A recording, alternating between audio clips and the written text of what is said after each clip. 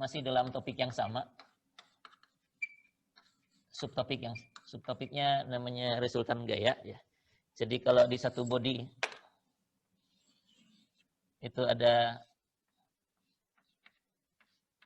bermacam-macam gaya dan mungkin juga ada couple di dalamnya ya. Couple sudah kita bahas minggu lalu ya. Yang mengakibatkan putaran diakibatkan oleh gaya yang sama besar dan berlawanan arah. Jadi kalau ada gaya 1, gaya 2, gaya 3, kemudian ada momen couple sendiri di sini. Yang namanya resultan itu adalah penjumlahan semua gaya-gaya ini ya. Jadi kalau gaya F1, F2, F3 kita bisa jumlahkan menjadi satu resultan.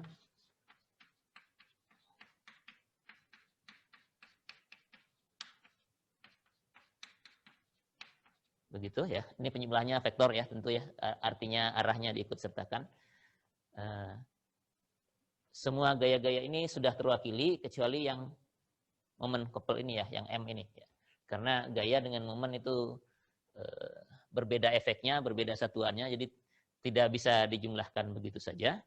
Jadi kalau kita harus menghitung resultan gaya pada suatu body, selain gayanya harus dijumlahkan, resultan momennya pun harus dijumlahkan.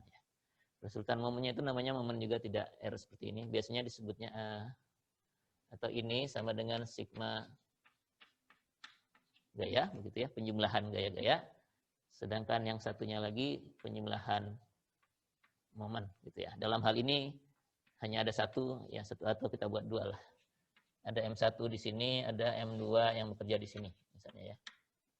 Jadi M1 secara vektor ditambah dengan M2 vektor, gitu ya. Terus masih ada lagi tergantung terhadap titik mana, ditambah dengan momen dari gaya-gaya ini ya. Jadi gaya-gaya F1, F2, F3 juga bisa ginilah mungkin ya.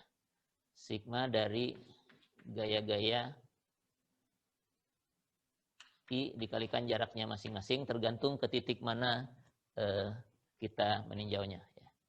Jadi secara prinsip resultan gaya itu adalah ya jumlah semua gaya dan jumlah momen terhadap suatu titik ya. Jadi ini suatu titik, kalau saya kasih titik A di bawah situ, ini bisa ke A, maka ini jaraknya jarak ke A semua ya. Ini momen ke A dari gaya-gaya ini.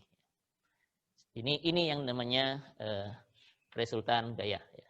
Jadi kalau kita bisa jumlahkan semua gaya-gaya ini menjadi satu, jadi bodinya tetap sama. Ini body yang sama. Ketiga gaya ini efeknya mungkin kalau dijumlah jadi kemana itu?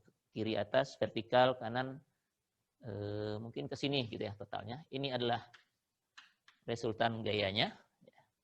Kemudian ada satu momen yang merupakan penjumlahan dari semua ini.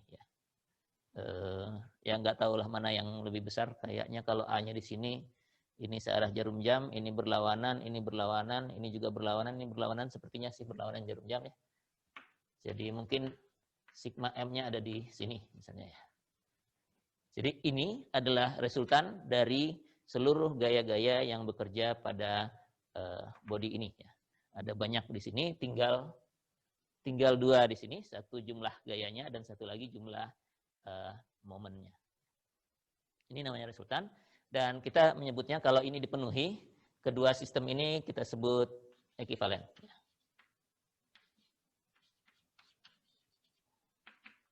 Sistem gaya yang ekivalen.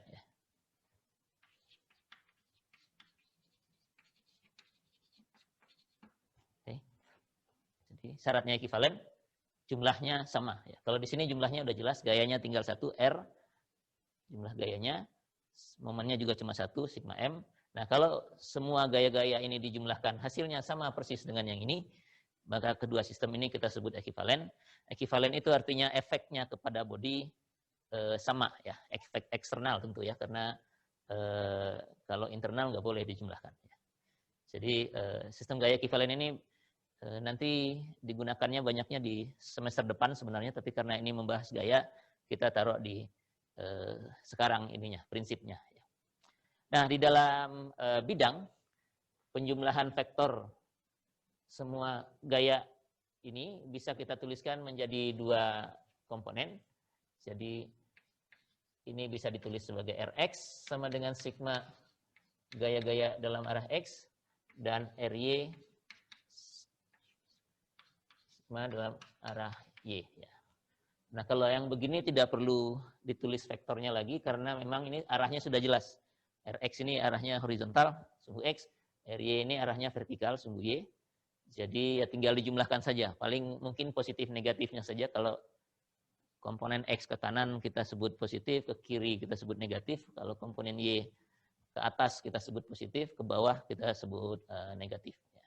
Jadi secara umum resultan gaya sekarang bisa dituliskan sebagai 3 persamaan ini. Jadi Rx itu adalah sigma Fx, kemudian Ry ini yang resultan ya, sigma Fy, dan M itu adalah sigma momen semua ya.